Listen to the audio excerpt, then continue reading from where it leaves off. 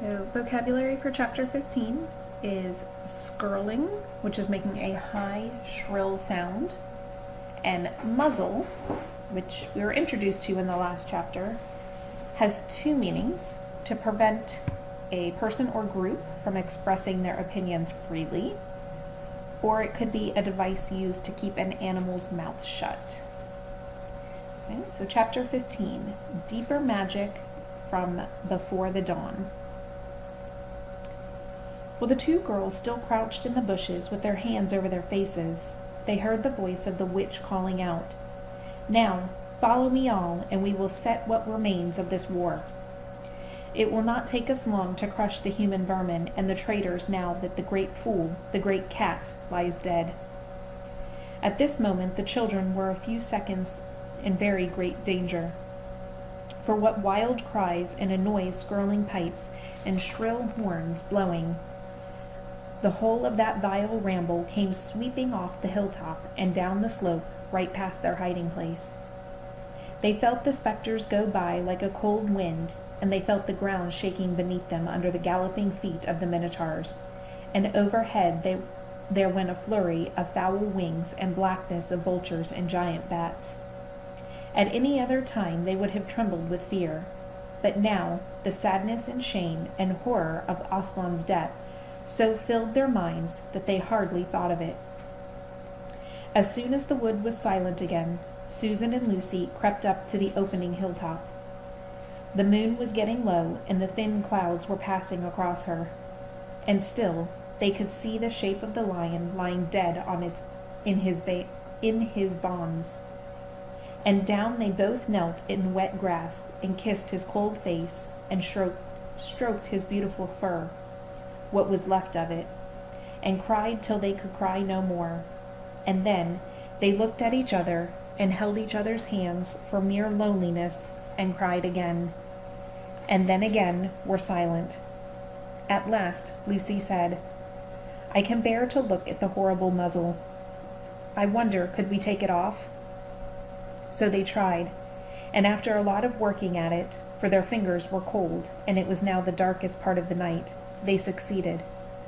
And when they saw his face without it, they burst out crying again, and kissed it, and fondled it, and wiped the blood away. And it was all more lonely and hopeless and horrid than I know to describe.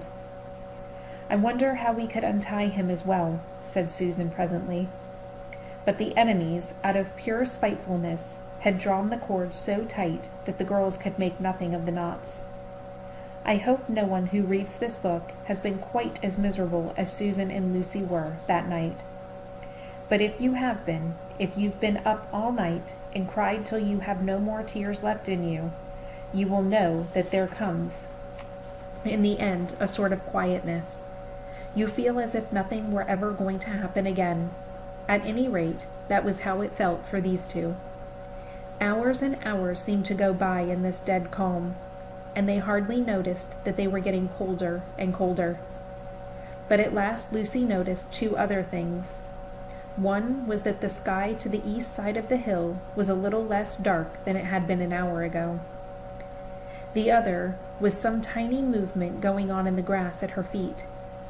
At first, she took no interest in this. What did it matter?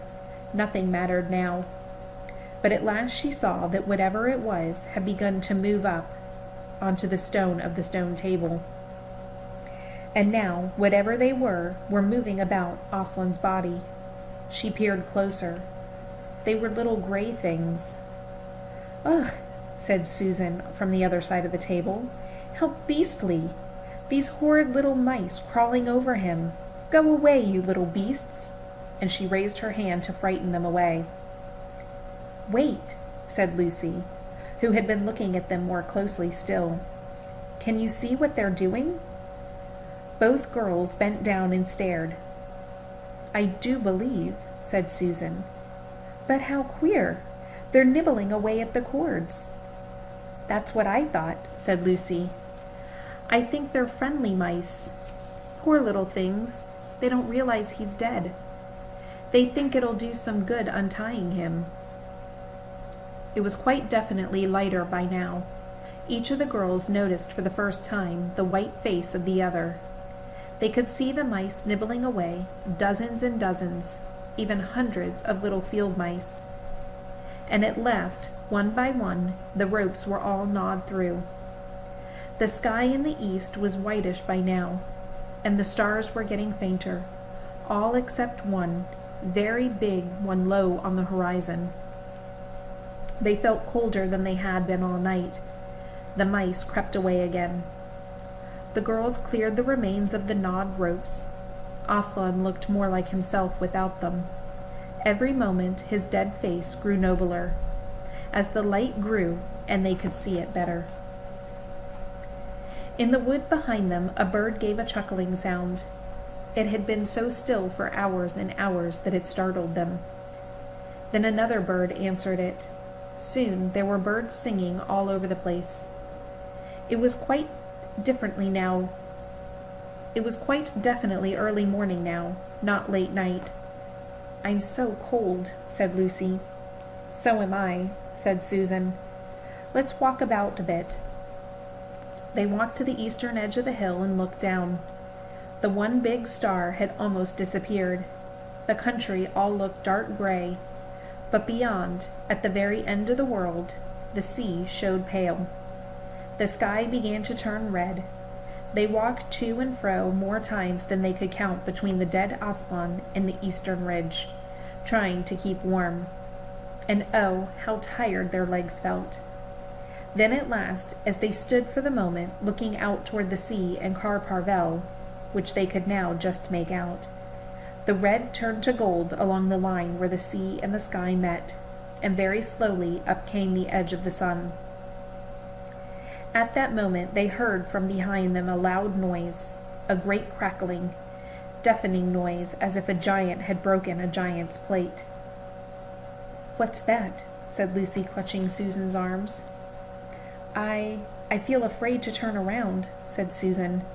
"Something awful is happening."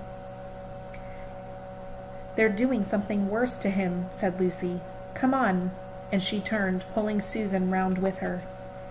The rising of the sun had made everything look so different. All colors and shadows had changed, that for the moment they didn't see the important thing. Then they did. The stone table was broken into two pieces by a great crack that ran down it from end to end, and there was no Aslan. "Oh," cried the two girls, rushing back to the table. "Oh, it's too bad," sobbed Lucy. "They might have left the body alone." "Who's done it?" cried Susan. "What does it mean? Is it more magic?" "Yes," said a great voice behind their backs. "It is more magic." They looked around. There, shining in the sunrise, larger than they had seen him before, shaking his mane, for it had apparently grown again, stood Aslan himself. "Oh, Aslan," cried both the children, staring up at him, almost as much frightened as they were glad. "Aren't you dead then, dear Aslan?" said Lucy. "Not now," said Aslan. "You're not asked Susan in a shaky voice. She couldn't bring herself to say the word ghost. Aslan stooped his golden head and licked her forehead. The warmth of his breath and the rich sort of smell that seemed to hang about his hair came all over her. "Do I look it?" he said. "Oh, you're real, you're real! Oh, Aslan!" cried Lucy, and both girls flung themselves upon him and covered him with kisses. "But what does it all mean?" asked Susan, when they were somewhat calmer. "It means," said Aslan, "that though the witch knew the deep magic, there is magic deeper still which she did not know. Her knowledge goes back only to the dawn of time, but if she could have looked a little further back, into the stillness and the darkness before time dawned, she would have read there a different incantation. She would have known that when a willing victim who had committed no treachery was killed in a traitor's stead, the table would crack and death itself would start working backward. And now, "Oh, yes, now?" said Lucy, jumping up and clapping her hands. "Oh, children," said the lion, "I feel my strength coming back to me. Oh, children, catch me if you can." He stood for a second, his eyes very bright, his limbs quivering, lashing himself with his tail. Then he made a leap high over their heads and landed on the other side of the table. Laughing, though she didn't know why, Lucy scrambled over to reach him. Aslan leaped again. A mad chase began.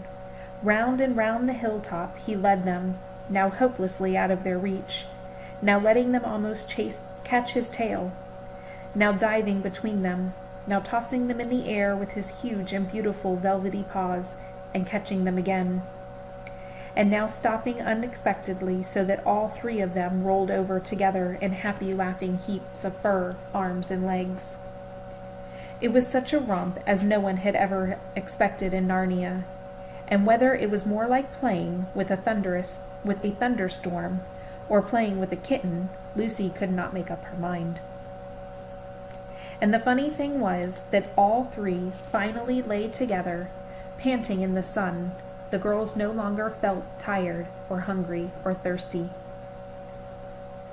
"And now," said Aslan presently, "to business. I feel I am going to roar. You had better put your fingers in your ears." And they did. And Aslan stood up, and when he opened his mouth to roar, his face became so terrible that they did not dare to look at it. And they saw all the trees in front of him bend before the blast of his roaring, as grass bends in the meadow before the wind. Then he said, "We have a long journey to go. You must ride on me." And he crouched down, and the children climbed onto his warm golden back. Susan sat first, holding on tightly to his mane, and Lucy sat behind, holding on tightly to Susan. And with a great heave he rose underneath them, and then shot off, faster than any horse could go, downhill and into the thick of the forest. That ride was perhaps the most wonderful thing that had happened to them in Narnia. Have you ever had a gallop on a horse? Think of that, and then take away the heaving noises of the hooves and the jingle of the bits, and imagine instead the most noiseless patting of a great paws. Then imagine instead of black or gray or chestnut back of a horse, the soft roughness of golden fur and the mane flying back in the wind. And then imagine you are going about twice as fast as the racehorse. But this is a mount that doesn't need to be guided or never grows tired. He rushes on, never missing his footing, never hesitating, threading his way with perfect skills between tree trunks, jumping over bush and briar and little stems, wading the larger, swimming the largest of all. And you are riding not on the road, nor a park, nor even the downs, but right across Narnia, in spring, down the slalom avenues of birches and across sunny glades of oaks, through wild orchards of snow-covered cherry trees, past roaring waterfalls and mossy rocks and echoing caverns, up winding slopes alight with bushes, and across the shoulder of hearthy mountains, and along giddy ridges, and down, down, down again until the wide valleys, and out onto acres of blue flowers. It was nearly midday when they found themselves looking down a steep hillside at the castle. A little toy castle it looked from where they stood, which seemed to be all pointed towers. But the lion was rushing down at such a speed that it grew larger every moment, and before they had time to even ask themselves what it was, they were already on level with it. And now it no longer looked like a toy castle, but rose frowning in front of them. No face looked over the battlements, and the gates were fast shut. And Aslan, not at all slacking his pace, rushed straight as a bullet toward it. "The witch is home," he cried. "Now, children, hold tight." Next moment the whole world seemed to turn upside down, and the children felt as if they had left their insides behind them. For the lion had gathered himself together for a greater leap than any he had yet made, and jumped, or you may call it flying rather than jumping, right over the castle wall. The two girls, breathless but unhurt, found themselves tumbling off his back into the middle of a wide stone courtyard full of statues.